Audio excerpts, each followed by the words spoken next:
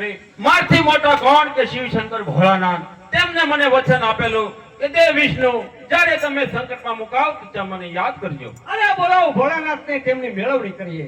આ દેવ વિષ્ણુ બોલાવે ભોળાનાથ આવો જો રે.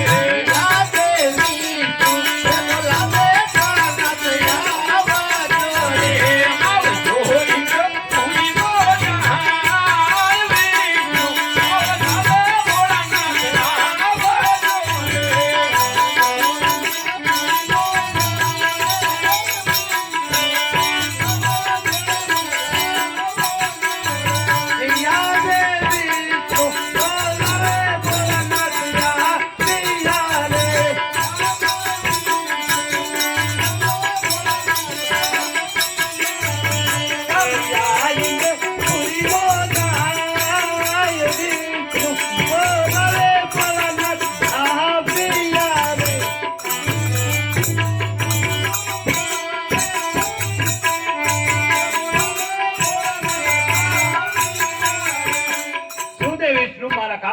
અરે કામ તો દેવ બ્રહ્માને પીડા છે. શું દેવ બ્રહ્મા મારા કામ પીડા? અરે કામ તો દેવ ઇન્દ્રને પડ્યા. અરે શું દેવ ઇન્દ્ર મારા કામ પીડા? દેવાધિ મહાદેવ શ્રી શંકર ઇન્દ્રપુરીમાં ઇન્દ્રના નમસ્કાર. આપનું સ્વાગત છે મહાદેવ. કામ તો એ અરે પહેલાના ઋષિ મુનિઓ હજારો વર્ષથી તપ ધરતા હતા છતાં મારા ઇન્દ્રસનને કાંઈ ન થતું.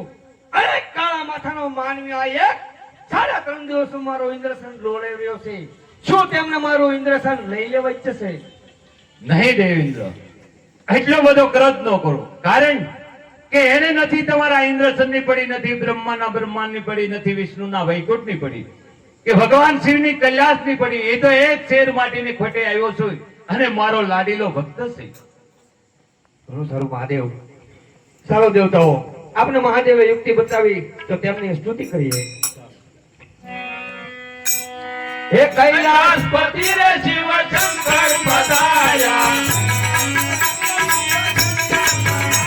હે નમો નારાયણ હરિ શિવ શંકર પધાર્યા. હે દેવ ભૂમિ લગાવી રે ભાઈ. નમો નારાયણ હરિ શિવ શંકર પધાર્યા.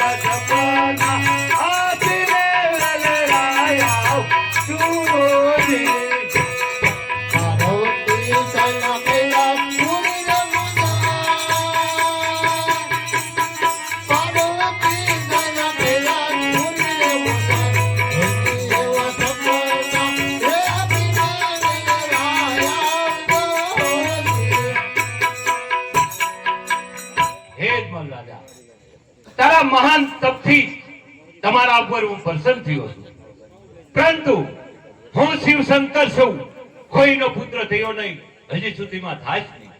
પણ તને માર્ગ બતાવું. હે રાજા અજમલ, હાલ દ્વારકા જાઓ. દ્વારકાનો નાથ રાજા રણછોડ બહુ દયાળુ છે, તમારા દુઃખમાં જરૂર ભાગ લેશે. માટે હું તમને ભાંગતી રાજુના સપના આપું છું. અજમલ જાવ તમે દ્વારકા મોદાય, અજમલ જાવ તમે દ્વારકા મોદાય. હે દેવો દ્વારકા વાળો રે દુખડા ભાંગે હોલી. માટે અજમલ રાજા, હાલ તમે દ્વારકા જાજો. દ્વારકાનો નાથ તમારા જરૂર દુખડા ભાંગશે.